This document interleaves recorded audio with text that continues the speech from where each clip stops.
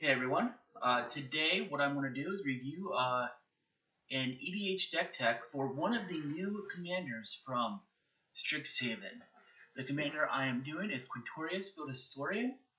But before we get into it, I just want to remind you all to like, comment, and subscribe on my video and channel.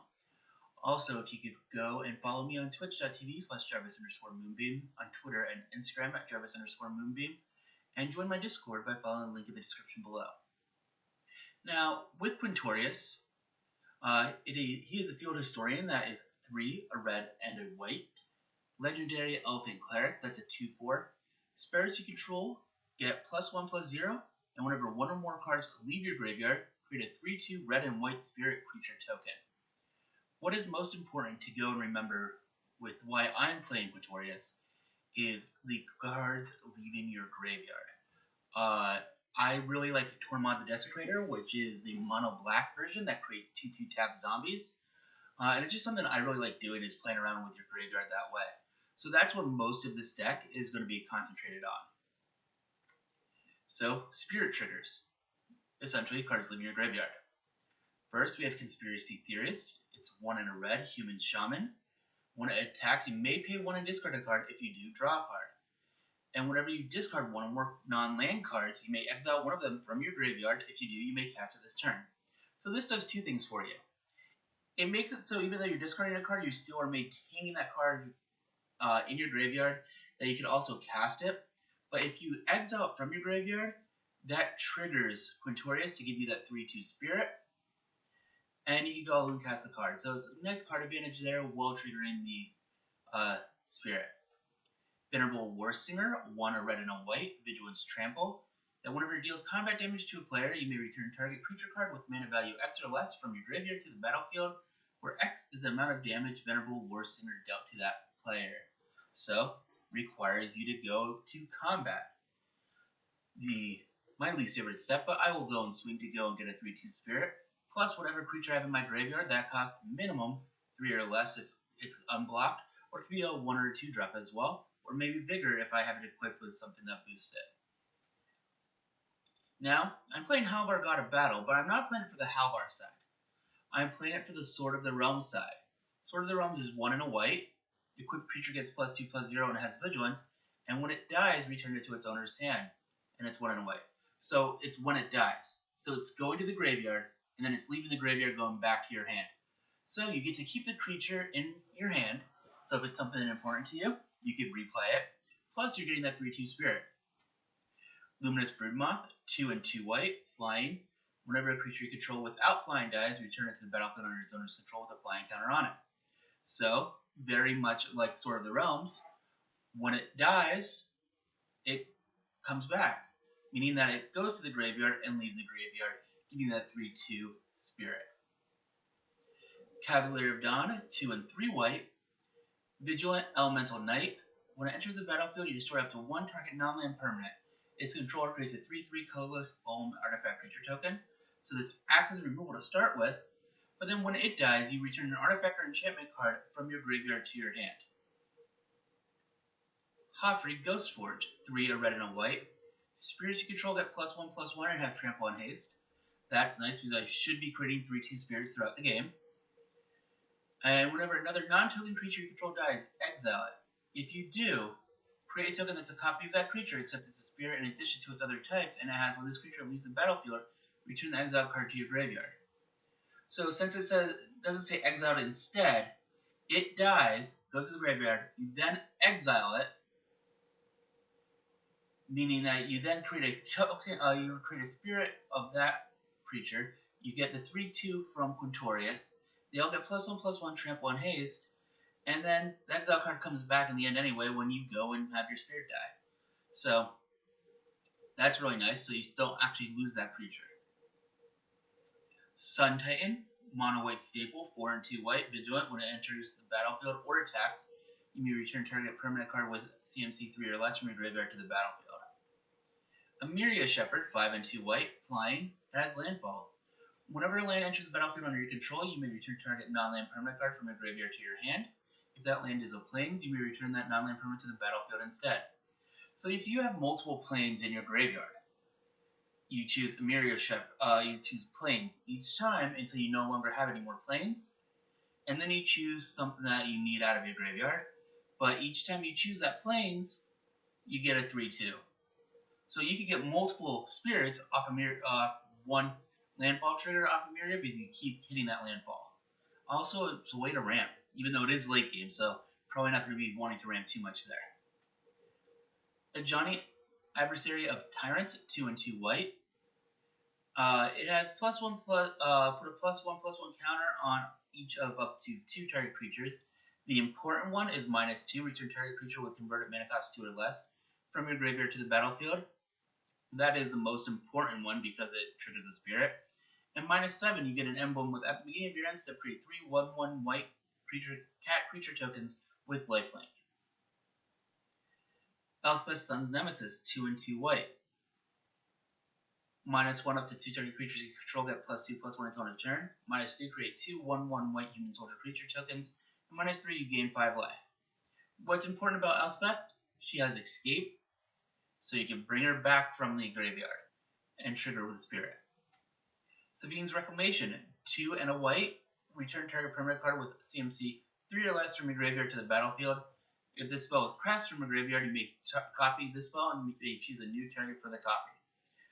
So, this has doubles twice. One, you use the spell to go and target something in the graveyard to trigger the spirit. Then it has flashback of 4 and a white. So when you flashback Sabine's Reclamation from the graveyard, you get the spirit there. Then you also get the spirit for each copy because one copy resolves, card leaves. Then the next copy resolves. Then the first one you cast resolves, the card leaves again. So if you flash this back, you would get a total of 3 spirits. Sword of Light and Shadow, 3 generic. Artifact equipment, equipped creature gets +2/+2, and has protection from white and from black. Whenever your equipped creature deals combat damage to a player, you gain 3 life, and you may return up to 1 target creature card from your graveyard to your hand. So, returning the creature from your graveyard to your hand, most important. Alms is a single white. It's an enchantment that for 1 generic, remove the top card in your graveyard from the game, prevent 1 damage to any creature. So this one's a little weird because it's like actually a graveyard's matter because you have to make sure you keep your graveyard in the order because whatever it is on top, you remove. So this does 2 things. It gets you a spirit which can act as a blocker, and it can also save one of your creatures that's on the battlefield. So this one is a really nice card that way.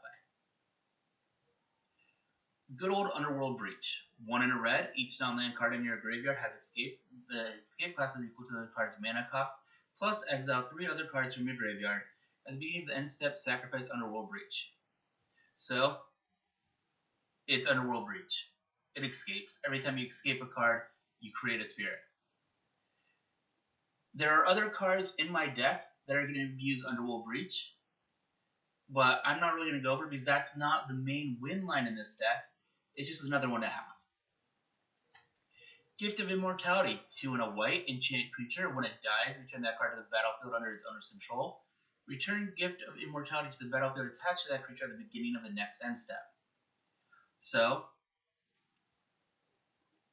you go and have the creature die, but you return to the battlefield. When the creature dies, Gift of Immortality is also going to go to the graveyard. But those are going to be 2 separate triggers, one for the creature coming back, and one for Gift of Immortality coming back, so that's 2 spirits. Shifting Shadow, 2 and a red. Enchanted creature has haste, and at the beginning of your upkeep, destroy this creature. Reveal cards from the top of your library until you reveal a creature card. Put that card onto the battlefield and attach Shifting Shadow to it, and put all other cards revealed this way on the bottom of your library in a random order. What's cool about this card is you pair this with Gift of Immortality, and you can sacrifice that creature and get the original creature back.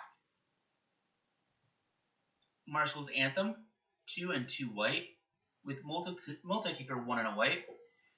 Creatures you control get +1/+1, and when it enters the battlefield, return up to X target creature cards from your graveyard to the battlefield, where X is the number of times Marshal's Anthem was kicked.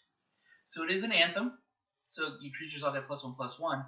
But if you pay that multi-kicker, you get a spirit, plus whatever you return from your graveyard. The Myriad of Sky Ruin.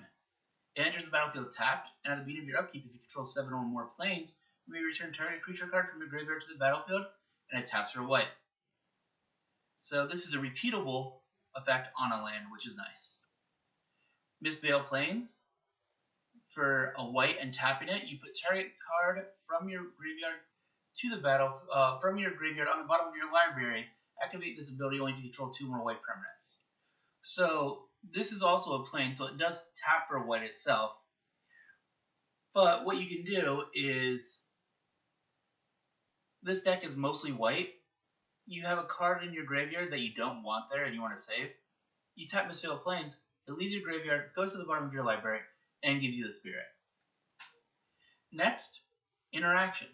I love building interactive decks. I like playing the game of Magic and interacting with my opponents.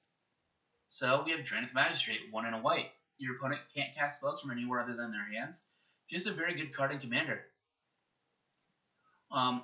Flame Scroll Celebrant and Revel in Silence. This is one of the new MDFCs from Strixhaven. We're actually playing this for the backside, Revel in Silence. Your opponents can't cast spells or activate Planeswalker loyalty abilities this turn. This can save you a win or stop someone else from winning. Path to Exile, a single white. You exile a creature, they get a land. Pyroblast, counter target spell if it's blue, or destroy target permanent if it is blue. Red Elemental Blast does the same thing. Swords to Plowshares, remove target creature from the game. That creature's controller gains life equal to its power. Vandal Blast, destroy target artifact you don't control, or you can overload it to go and destroy all artifacts you don't control. Comet Storm, X, red, multi-kicker 1. Choose any target, then choose another target for each time the spell is kicked. Comet Storm deals X damage to each of them. This could be a way to close out the game to kill multiple opponents at one time, or just to kill multiple creatures that are on the battlefield. Tibalt's Trickery, 1 and a red. It's an instant. You counter target spell. You randomly choose 1, 2, or 3. Its controller mills that many cards, and exiles cards from the top of their library until they exile a non-land card with a different name than that spell. They may cast that card without paying its mana cost, then they put the exiled cards on the bottom of their library in a random order. This is a cool way for red to counterspell all colors, and what it ends up doing is you don't just cast this on anything. You cast this on your opponent's win con, maybe their commander, something that's really scary that can go and affect the game that you won't be able to deal with later. And hope they don't spin into something else. It's essentially a Chaos Warp counterspell. Speed of Chaos Warp, 2 and a red. Owner of target permanent shuffles it into their library, then reveals the top card of the library. If it's a permanent card, they put it onto the battlefield. Deflecting Swat, 2 and a red. If you control a commander, you may pay this spell without paying its mana cost. And you may choose new targets for target spell or ability. Great way to save one of your permanents, and it can be a free spell. Generous Gift, 2 and a white. Destroy target permanent. Its controller creates a 3/3 green elephant creature token. And its flavor because we're giving them an elephant while we're playing an elephant commander. Teferi's Protection, 2 and a white. Until your next turn, your life total can't change, and you have protection from everything. All permanents you control phase out, and you exile Teferi's Protection. If you're playing white in Commander, you're playing Teferi's Protection. It's simple as that. Wear and Tear, destroy target artifact, or destroy target enchantment, or fuse them and do both. Cleansing Nova, 3 white. Either destroy all creatures, or destroy all artifacts and enchantments. Blasphemous Act, 8 and a red, but it costs 1 less for each creature on the battlefield. Deals 13 damage to each creature. Tormod's Crypt, sacrifice it, exile all cards from target player's graveyard, because you know you need to go and have some graveyard hate in your deck. And then you have your Enablers. Enablers are things that don't necessarily play into the win con, you don't necessarily interact with your opponent that much, but they go and help you get there. Dockside Extortionist, 1 and a red. When it enters the battlefield, you create X treasure tokens, where X is the number of artifacts and enchantments your opponents control. Red staple commander, every red deck plays this card now, so you should know it. Wheel of Misfortune, 2 and a red. Each player secretly chooses a number of 0 or greater, then all players reveal those numbers simultaneously and determine the highest and lowest number revealed this way. Wheel of Misfortune deals damage equal to the highest number to each player who chose that number. Each player who didn't choose the lowest number discards their hand, then draws 7 cards. So this is the good budget replacement for Wheel of Fortune, and when I do these deck techs, I do them in a way that I would build a deck to play. I'm not buying a Wheel of Fortune, and I don't own one, so that's why I play Wheel of Misfortune. Furnace Chart, 3 generic. It's a 2/2, then for 3 you sacrifice it, search your library for up to 2 basic land cards, put them onto the battlefield tapped, and shuffle your library. Imperial Recruiter, 2 and a red. When it enters the battlefield, search your library for a creature card with power 2 or less, reveal it, put it into your hand, then shuffle your library. Perforos, God of the Forge, 3 and a red. Indestructible, as long as your devotion to red is less than 5. It isn't a creature, and whenever another creature enters the battlefield under control, Perforos deals 2 damage to each opponent. And 2 and a red, creatures you control get +1/+0 until end of turn. So I'm playing Perforos because I'm going to be making spirit tokens, and I'm going to just be pinging down my opponents as I go. Solemn Simulacrum, Sad Robot, beep boop beep boop. 4 generic. When it enters the battlefield, you may search your library for a basic land card, put that card onto the battlefield tapped, then shuffle your library. When it dies, you may draw a card. Just a commander staple. Jessica's Will, 2 and a red. Choose one. If you control a commander as you cast a spell, you may choose both. Add red mana for each card in target opponent's hand. Exile the top 3 cards of your library. You may play them this turn. Really good card. It's quickly becoming a staple in red decks, and it's a way to cast a big spell. Sensei's Divining Top, it's 1 generic. 1, look at the top 3 cards of your library, then put them back in any order. Tap it, draw a card, then put Sensei's Divining Top on top of its owner's library. Lightning Greaves, also paired that with Swiftfoot Boots, which you'll see later. 2 generic, equipped creature has haste and stride, equip 0. And there's Swiftfoot Boots for 2 generic, has Hexproof and haste, equip 1. Rings of Brighthearth for 3 generic, whenever you activate an ability, if it isn't a mana ability, you may pay 2. If you do, copy that ability, you may choose new targets for the copy. You will see some other cards later on that make this seem more sense, including the ability to be able to draw your deck with Divining Top and get to your win con in the end.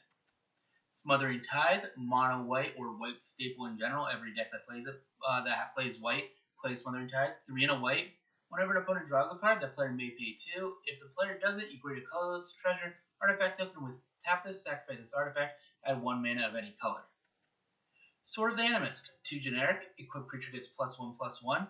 Whenever an equipped creature attacks, you may search your library for a basic land card, put it onto the battlefield tapped, then shuffle your library, and it has equipped 2.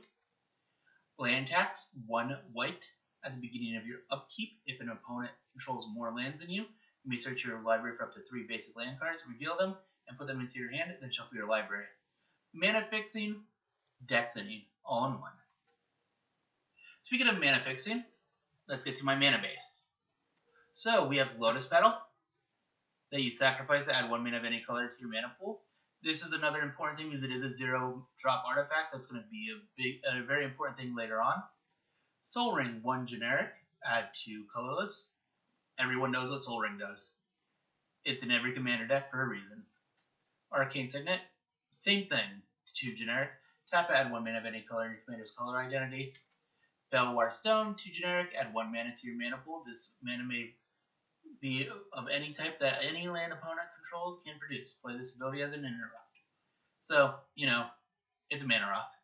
Mind Stone, 2, tap it, add 1 to your mana pool. Or it also acts as card draw, where for 1 and sacrifice it, you can draw a card.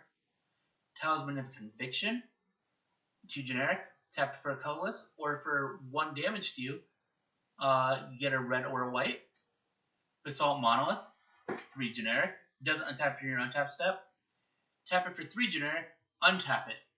So as you saw, Rings of Brighthearth, infinite colorless mana, which with Sensei's Divining Top draws your deck. Battlefield Forge, tap it for colorless, for a red or a white, it deals 1 damage to you. Command Tower, Emergency Zone, which is a really good utility land. You tap it for a colorless or for 1 and sacrificing it, you can cast spells as if they had flash this turn, which is very important to be able to interact at instant speed, because there are times that it is required, and you might only have sorceries or creatures. Exotic Orchard, add 1 mana of any color that a land an opponent controls could produce. Fabled Passage, it's a basic fetch land. Myriad Landscape enters tapped. It gives you a colorless, or for 2 and sacrifice, and you get 2 basic land cards that share a land type, and put them onto the battlefield tapped. So it's mana ramp, essentially. Needle Verge Pathway and Pillar Verge Pathway, 2 sides of the same card. Either gives you a red or white, depending what position you're in at that time. Prismatic Vista, for 1 life, you get a basic land card and comes in untapped. Reliquary Tower, you have no maximum hand size. Rugged Prairie, tap for a colorless, or for a red or white, you get 2 red, a red white, or a white white. Sacred Foundry, the shock land. Spectator Seating, the Battle Bond land. Temple of Triumph, Scry land. And then you play 7 basic mountains and 12 basic plains. As you might have been able to tell, I am white heavy in this deck. And now my win cons. We are going and doing Teshar lines. So what Teshar is a 3 and a white flyer that whenever you cast a historic spell, which is an artifact, legendary, or saga, you return target creature card from your graveyard with CMC 3 or less. Then you have Mere Retriever. When it dies, you return another target artifact card from your graveyard to your hand. With Teshar and Mere Retriever, you need 2 other things. You need a sack outlet for Mere Retriever, and you need a 0-drop artifact. That's why Tormod's Crypt and Lotus Petal are important. Then you also play the Karmic Guard Revelark lines. So Karmic Guard for 3 and 2 white, it enters the battlefield, return target creature card from your graveyard to the battlefield. Revelark, when it leaves the battlefield, return up to 2 target creature cards with power 2 or less from your graveyard to the battlefield, and it has Evoke. So you cast this for its Evoke cost, so it leaves right away. So for this, you need another creature that's 2 or less.